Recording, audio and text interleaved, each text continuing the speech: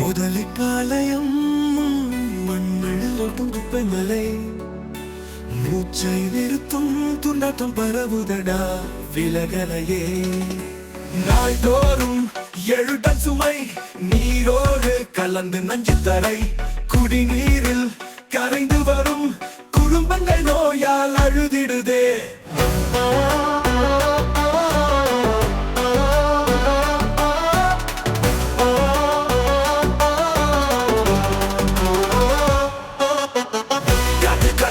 புகை மூட்டம் காலையிலும் மலையிலும் மூச்சடைக்கும் நோய் கொடுத்து நிம்மதியை கெடுக்கும் நாளைய பிள்ளை வாழ்வை அடிக்கும்.